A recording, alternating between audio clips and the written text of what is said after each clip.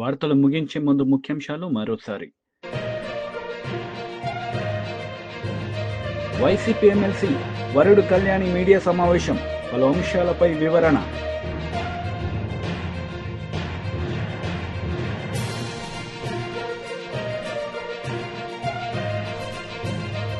మాజీ మంత్రి కేటీఆర్ మీడియా సమావేశం, సీఎం రేవంత్ రెడ్డిపై ఫైర్.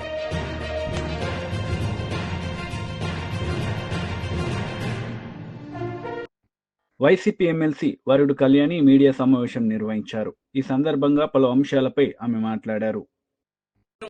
వ్యవహరించిన వీడియోలు బయటికి రావడం జరిగింది. నిజంగా ఆ వీడియోస్ చూస్తే ఈ రాష్ట్రంలో ఉన్న మహిళలందరూ సిగ్గుతో తలదించుకున్నారు. అంత దారుణంగా అతను వ్యవహరించాడు. ఒక మహిళని, అది ఒక ప్రభుత్వ ఉద్యోగిని ఎంత దారుణంగా లోబర్చుకున్నాడు, ట్రాప్ చేశాడు. మోసం చేయడమే కాకుండా 5 సార్లు అబార్షన్స్ చేయించడం, బెదిరించడం, కొట్టడం. అంటే ఎంత బరి తెగించి ఈ కూటమిలో ఉన్న ఎమ్మెల్యేలు వ్యవహరిస్తున్నారో ఈ సందర్భంలో మనకు అర్థమవుతుంది. ఇలాంటి సంఘటనలు గత కొన్ని నెలలుగా ఈ కూటమి ప్రభుత్వం అధికారంలోకి వచ్చాక పదే పదే మనం వింటూ ఉన్నాము, చూస్తూ ఉన్నాము. దీనికి ఒకటే కారణం నాకు అనిపిస్తూ ఉంది. ఏంటంటే ఈ కూటమిలో ఉన్న ఎమ్మెల్యేలకు గాని, తెలుగుదేశం పార్టీ జనసేన నాయకులకు గాని, వాళ్ళ కార్యకర్తలకు గాని ఇలాంటి తప్పుడు పనులు చేస్తే శిక్షిస్తుంది ప్రభుత్వము అనే భయం లేని పరిస్థితి. అందువల్ల ఈ విధంగా బరి తెగించి విచ్చలవిడిగా మహిళల జీవితాలతో వీళ్ళు ఆడుకుంటూ ఉన్నారు. మొన్ననే చూసాం, ఆ మినిస్టర్ సంధ్యారాణి పిఏ వ్యవహారంలో ఎంత దారుణంగా ఒక ప్రభుత్వ ఉద్యోగి అయిన మహిళను మోసం చేసి లోబర్చుకొని ఆమెని అతను వేరే వాళ్ళకు కూడా తాచడానికి ప్రయత్నిస్తే ఏమైనా న్యాయం జరుగుతుందేమో అని చెప్పి అందరూ ఆశించడం జరిగింది. నెల రోజుల తర్వాత చూస్తే ఎవరైనా నిందితుడు జైల్లో కూర్చుంటాడు, కానీ ఈ కూటమి ప్రభుత్వంలో ఆ బాధితురాలు జైల్లో కూర్చుంది. అలాంటి దారుణమైన పరిస్థితులు ఈ రాష్ట్రంలో నెలకొని ఉన్నాయి. మరి ఇలాంటి సంఘటనలు జరుగుతూ ఉంటే, తప్పు చేసిన వాళ్ళని ఈ కూటమి ప్రభుత్వంలో శిక్షించకపోతే మరి ఇలాంటి వాళ్ళు ఇలాంటి తప్పుడు పనులు చేయగా ఏం చేస్తారు? అలాగే మొన్ననే చూసాం, ఒక జనసేన కార్యకర్త ఏమో స్టేజ్ మీద పబ్లిక్ గా ఒక మహిళల్ని డాన్స్ చేసుకునే వాళ్ళేదో బ్రతుకు తెరువు కోసం రికార్డింగ్ డాన్సులు చేసుకుంటూ ఉంటే వాళ్ళనేమో బట్టలిప్పి డాన్స్ చేయమని పబ్లిక్ గా చెప్పాడు. మరి అతని మీద ఏమైనా కేసు పెట్టి అరెస్ట్ చేశారా? ఈ కూటమిలోనూ ఎంతమంది నాయకులు ఉన్నారు, ముఖ్యమంత్రి గారు ఉన్నారు, పవన్ కళ్యాణ్ గారు ఉన్నారు, మహిళా హోం మంత్రి ఉన్నారు, లోకేష్ గారు ఉన్నారు. మరి ఎందుకు అతని మీద కూడా ఎటువంటి కేసు లేదు?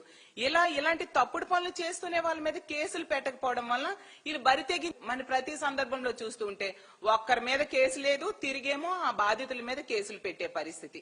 అసలు ఆ రాప్తాడులో చూసుకుంటే 14 సంవత్సరాల దళిత బాలికను ఇంచుమించు 6 నెలల పైగా 14 మంది తెలుగుదేశం పార్టీ కార్యకర్తలు దారుణంగా అత్యాచారం చేస్తే ఎటువంటి కేసు లేదు. మా పార్టీ నాయకులందరూ దాని మీద గొడవ చేస్తే తూతూ మంత్రంగా కేసు పెట్టిన పరిస్థితి చూసాం. అలాగే సత్తివేడి ఎమ్మెల్యే ఆదిమూలం వల్ల ఒక మహిళ లైంగిక వేధింపులకు గురయ్యి ఈ రాష్ట్రంలో ఆ విషయం బయటికి చెప్తే ఆమెకి రక్షణ లేదు అని చెప్పి పక్క రాష్ట్రమైన హైదరాబాద్కి వెళ్ళి ఆవిడ ప్రెస్ మీట్ పెట్టడం జరిగింది. మరేమి ఆ ఎమ్మెల్యే మీద కేసు పెట్టాలి కదా, అరెస్ట్ చేయాలి కదా. ఏమంటే సెటిల్మెంట్ చేశారు చంద్రబాబు నాయుడు గారు. నిజంగా సిగ్గుతో తలదించుకోవాలి ఇలాంటి వ్యక్తికి ఓట్లు వేసినందుకు ఈ రాష్ట్ర ప్రజలు. అలాగే తీసుకుంటే మనం ఆ కిరణ్ రాయల్ అనే వ్యక్తి, ఆ జనసేన ఇన్ఛార్జ్, అతను లక్ష్మి అనే మహిళను ఎంత దారుణంగా మోసం చేస్తే ఆమె పబ్లిక్ గా బయటకు వచ్చి చెప్తే ఎటువంటి కేసు కూడా ఆ కిరణ్ రాయల్ మీద లేని పరిస్థితి. అలాగే జనసేన ఇన్ఛార్జ్ అయిన ఎమ్మెల్యే సోమిరెడ్డి చంద్రమోహన్ రెడ్డి మీడియా సమావేశం నిర్వహించారు. ఈ సందర్భంగా పలు అంశాలపై ఆయన మాట్లాడారు. అందరికి నమస్కారం. ఈ ల్యాండ్ టైటిలింగ్ యాక్ట్ ఒక దుర్మార్గమైన చట్టం. జగన్మోహన్ రెడ్డి గవర్నమెంట్లో ల్యాండ్ టైటిలింగ్ యాక్ట్ తెచ్చారు. ప్రజలు వాళ్ళ ఆస్తుల హక్కుల మీద నలిగిపోయినారు. అప్పుడు మేము కూడా ఒక హామీ ఇచ్చాం, రీసర్వే పేరుతో కానీ ల్యాండ్ టైటిలింగ్ యాక్ట్తో వచ్చిన నష్టాన్ని కానీ మేము సవరిస్తామని చెప్పాం. ల్యాండ్ టైటిలింగ్ యాక్ట్ రద్దు చేశాం. ఆయన ధర్మాన ప్రసాదరావు గారు, ఆయన ఇప్పుడు కేంద్రానికి ఒక లేఖ రాశాడు. మేము ప్రజల ఆస్తులు కాపాడేదానికి ల్యాండ్ టైటిలింగ్ యాక్ట్ తెచ్చాము, తెలుగుదేశం ప్రభుత్వం దాన్ని రద్దు చేసింది, మీరు దాని మీద చర్యలు తీసుకొని అది ఇంప్లిమెంట్ అయ్యేటట్టు చూడమని చెప్పింది. నీతి ఆయోగ్ డైరెక్షన్ ప్రకారం మేము చేసామని చెప్పారు.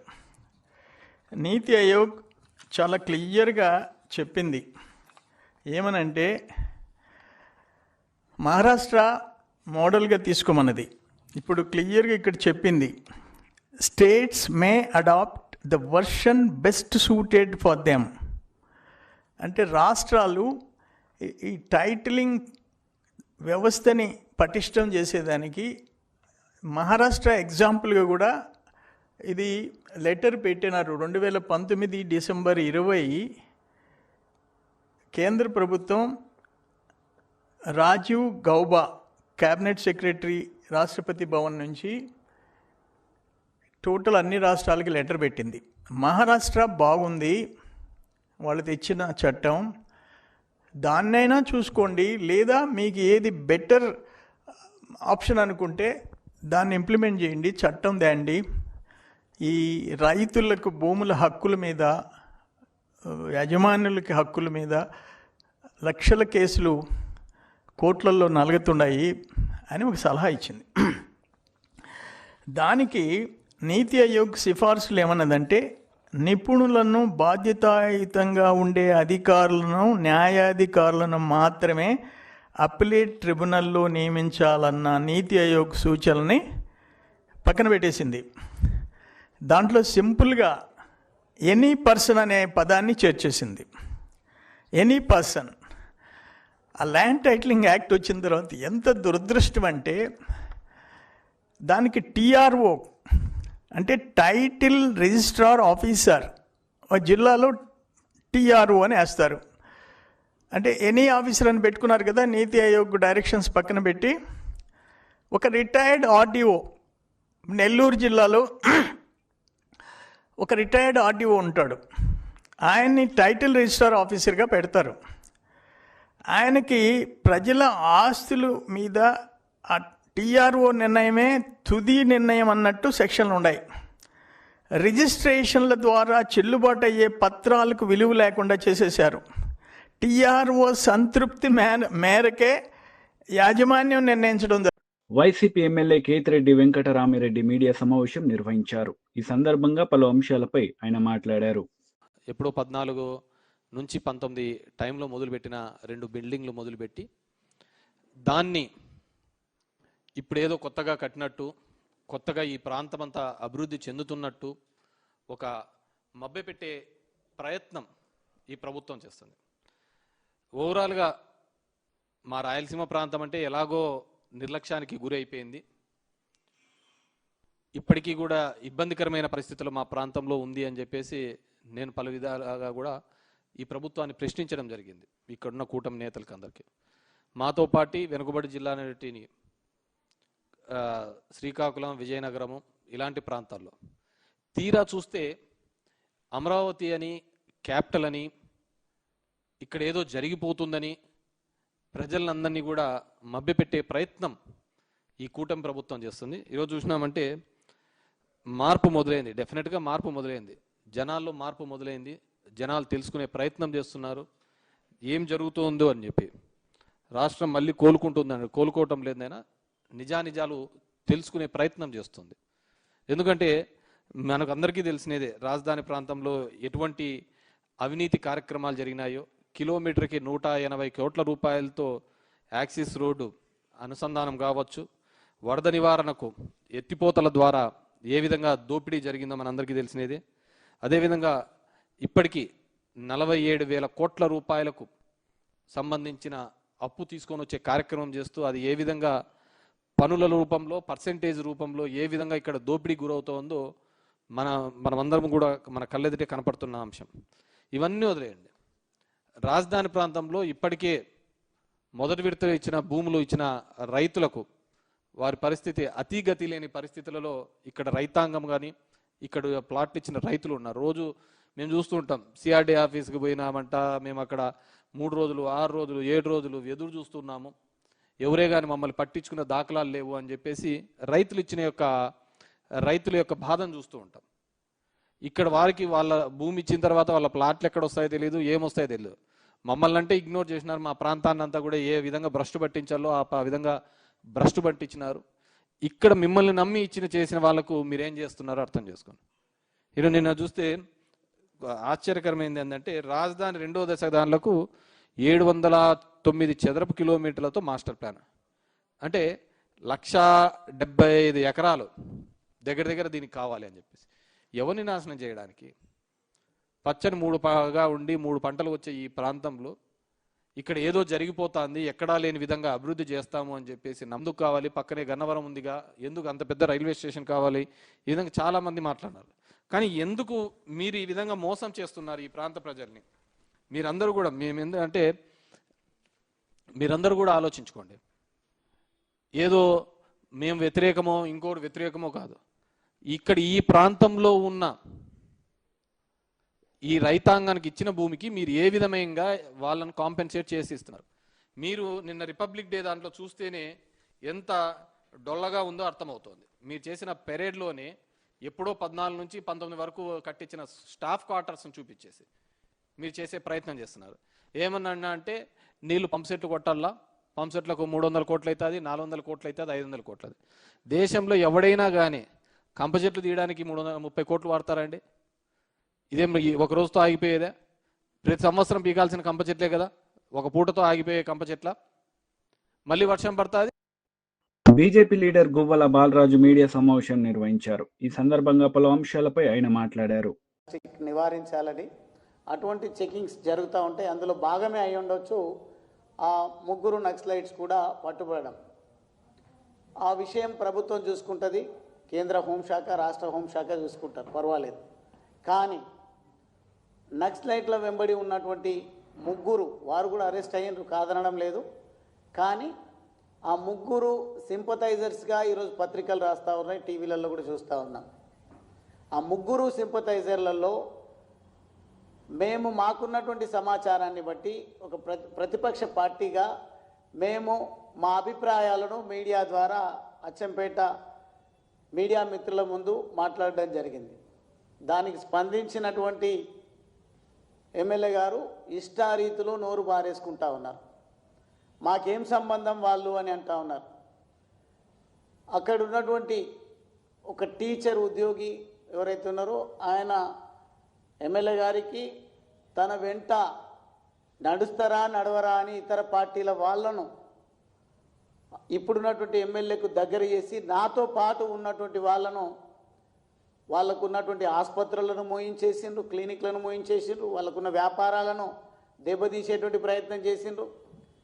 చివరికి మళ్ళీ ఏం జరిగిందో ఏమో కానీ ఆ ఆసుపత్రులు ఓపెన్ అయిపోయినాయి. అదేవిధంగా వాళ్ళ వ్యాపారాలు వాళ్ళు చేసుకుంటా ఉన్నారు. మాకున్న సమాచారం ఏంటంటే వాళ్ళను ఎమ్మెల్యే గారికి దగ్గర చేసినటువంటి వ్యక్తుల్లో ఈ అంబయ్య అని అరెస్ట్ అయినటువంటి టీచర్ కూడా ఒకడు అని చెప్పేసి చర్చ జరుగుతూ ఉంది. కాబట్టి మాకు కూడా ప్రమాదం పొంచి ఉన్నట్టుగా మేము భావించాల్సినటువంటి అవసరం ఉంది. మాకంటే రాజకీయ నాయకులకు లేదంటే నాకో కాదు, మా నియోజకవర్గంలో ఉన్నటువంటి ప్రజలకు ప్రమాదం పొంచి ఉంది అనే ఆలోచనతోన అటువంటి సమాచారాన్ని బహిర్గతం చేయాలి. ఒకవేళ అటువంటి వాళ్లకు షెల్టర్ ఇచ్చినట్టయితే ఖచ్చితంగా ప్రస్తుతం ఉన్నటువంటి ఎమ్మెల్యేను కూడా శిక్షార్హుణ్ణి చేయాల్సినటువంటి అవసరం ఉంది. టీఆర్ఎస్ నేతలు మీడియా సమావేశం నిర్వహించారు. ఈ సందర్భంగా కాంగ్రెస్ నేతలపై వారు మండిపడ్డారు. తన గొంతు నొక్కేటువంటి ప్రయత్నం చేయడం, స్థాయిని తగ్గించేటువంటి ప్రయత్నం చేయడం జరిగింది. కాబట్టి దాన్ని మేము అదే విషయాన్ని గౌరవ శాసన మండలి చైర్మన్ గారి దృష్టికి తీసుకురావడం జరిగింది. ఇది రవీందర్ రావు గారికి వ్యక్తిగతంగా జరిగినటువంటి అవమానం మాత్రమే కాదు, గౌరవ శాసన మండలి సభ్యులందరికీ జరిగినట్టుగా మేము భావిస్తా ఉన్నాం.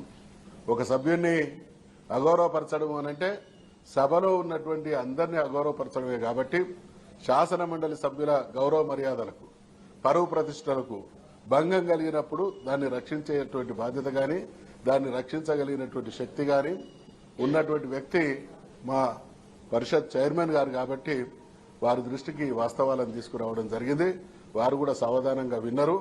మేము నమ్ముతున్నాం తప్పకుండా మా చైర్మన్ గారు దీని మీద సరి అయినటువంటి చర్యలు తీసుకుని భవిష్యత్తులో ఇటువంటివి పునరావృతం కాకుండా చట్టసభల ప్రతినిధుల యొక్క స్థాయి గౌరవం పెరిగే విధంగా చట్టసభల స్థాయిని గౌరవాన్ని తగ్గించాలనుకునేటువంటి వాళ్లకు ఆస్కారం లేకుండా కఠినమైనటువంటి నిర్ణయం వారి నుండి వెలువడుతుంది అనేటువంటి ఆశాభావాన్ని వ్యక్తం చేస్తా ఉన్నాం.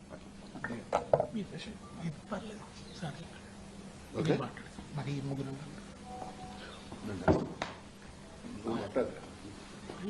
ఒక మాట మాట్లాడదాం.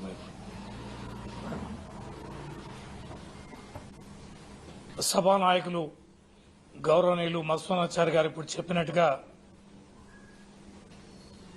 విషయాలను కూడా వారు వివరంగా చెప్పారు. రాష్ట్రం అంతా కూడా చర్చ జరుగుతున్నది.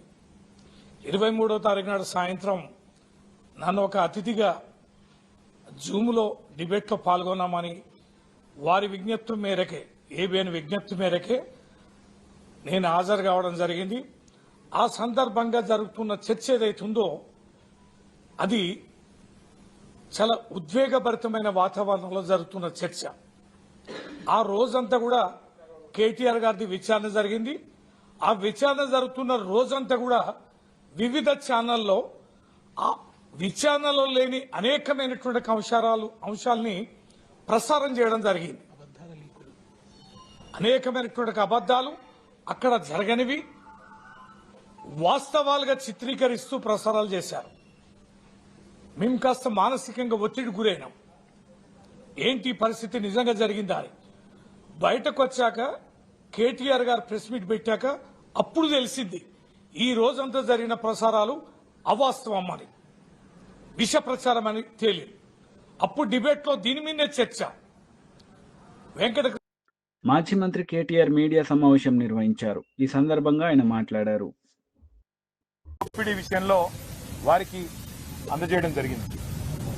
సింగరేణిలో అవినీతి జరుగుతున్నదని ఆధారాలతో సహా మా శాసనసభ పక్ష ఉపనాయకులు మాజీ మంత్రి పెద్దలు హరీష్ రావు గారు పత్రికా సమావేశం పెట్టి ఆధారాలతో సహా బయటపెట్టినప్పటి నుంచి కాంగ్రెస్ పార్టీలో వణుకు మొదలైంది. మీడియా కూడా మాకు సహకరించి ఈ కుంభకోణాన్ని పూర్తి స్థాయిలో బట్టబయలు చేసేసరికి పాలకుల గుండెల్లో రైళ్లు పరిగెడతా ఉన్నాయి. కేవలం మాట్లాడడమే కాదు, ఆధారాలతో సహా మరి ఈరోజు పూర్తి స్థాయిలో ఈ కుంభకోణాన్ని బట్టబయలు చేసినాం.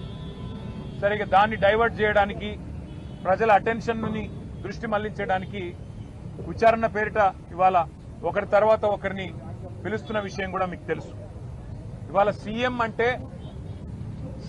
అంటే తెలంగాణలో చీఫ్ మినిస్టర్ కాదు, సీఎం అంటే కోల్ మాఫియాకి నాయకుడిగా ఇవాళ రాష్ట్ర ప్రజలు, ముఖ్యంగా సింగరేణి కార్మికులు భావించే పరిస్థితి వచ్చింది.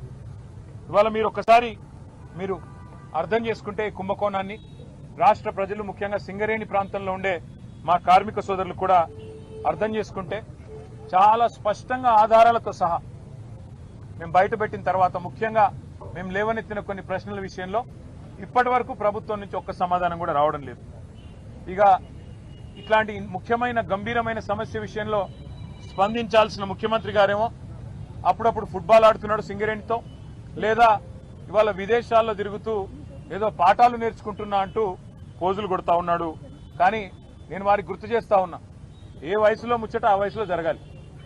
చదువుకోవాల్సిన టైంలో చదువుకోక ఇప్పుడు చదువుకుంటానంటే ఏం వస్తుందో ఒకసారి వారు కూడా ఆలోచించుకోవాలి. మీరు 10 కోట్ల రూపాయల సింగరేణి నిధులు, సింగరేణి సంస్థకు సంబంధించిన నిధులు దుర్వినియోగం చేసి మీరు ఫుట్బాల్ ఆటకి, ఈ రాష్ట్ర ప్రజలతో మీరు ఎలాగో ఫుట్బాల్ ఆడుతున్నారు, కానీ సింగరేణి సంస్థతో కూడా ఫుట్బాల్ ఆడుతూ 10 కోట్ల రూపాయలు దుర్వినియోగం చేసి ఈరోజు ఆ సంస్థకి తీరని అన్యాయం చేసింది ఇవాళ రేవంత్ రెడ్డి గారు. ఒక్క స్కామ్ సంబంధించి ఇన్ని ఆధారాలు బయట పెడితే కూడా ఒక్క స్కామ్ సంబంధించి కూడా ఇప్పటి వరకు పాలకుల వైపు నుంచి సమాధానం లేదు. మేము అడిగాం, స్పష్టంగా చెప్పాం, మళ్ళీ అడుగుతా ఉన్నాం. ఓబీ టెండర్ల విషయంలో, ఓవర్ బర్డెన్ టెండర్ల విషయంలో గతంలో ఎన్నడూ లేని సైట్ విజిట్ సర్టిఫికేషన్, అంటే మీరు సైట్ మీదకి రావాలి, అక్కడికి వచ్చినట్టు సర్టిఫికేట్ తీసుకోవాలి అనే నిబంధన పారదర్శకతకు పాతర వేసి ఎందుకు పెట్టినారు, గతంలో ఎన్నడూ లేని విధంగా ఇది ఎందుకు పెట్టారంటే ఇంతవరకు సమాధానం లేదు.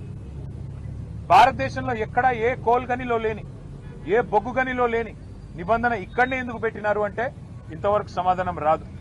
అట్లాగే నిజంగానే 2018 నుంచి 2024 వరకు ఈ నిబంధన గనక కేంద్ర ప్రభుత్వం ఒకవేళ సిఫారసు చేసి ఉంటే ఆ రోజున్న బీఆర్ఎస్ ప్రభుత్వం అమలు చేయలేదు. అన్ని టెండర్లను కూడా ట్రాన్స్పరెంట్ గా అన్నాడు మేము పిలిచినాం. అందుకే ఆ రోజు అన్ని మైనస్ టెండర్లు వచ్చినాయి. ఎస్టిమేటెడ్ కాస్ట్ కంటే తక్కువ ఖర్చుకే సింగరేణికి డబ్బులు ఆదా చేస్తూ ఆ రోజు జరిగిన మాట వాస్తవమా కాదా? మరి ఆ రోజు ఆ టెండర్లలో లేని షరతు మీ ప్రభుత్వం వచ్చిన తర్వాత ఈ సైట్ విజిట్ సర్టిఫికేషన్ అనే విధానం ఎందుకు పెట్టారు? ఎవరికి? నమస్కారం, వార్తలకు స్వాగతం. ముందుగా ముఖ్యాంశాలు. వైసీపీ ఎమ్మెల్సీ వరుడు కళ్యాణి మీడియా సమావేశం, పలు అంశాలపై వివరణ.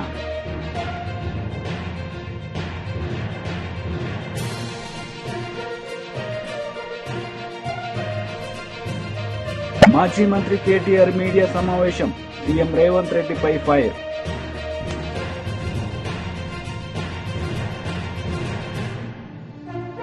ఈ వార్తలు ఇంతటితో సమాప్తం. తిరిగి ప్రసారమయ్యే వార్తల్లో మళ్ళీ కలుద్దాం. అంతవరకు సెలవు. నమస్తే.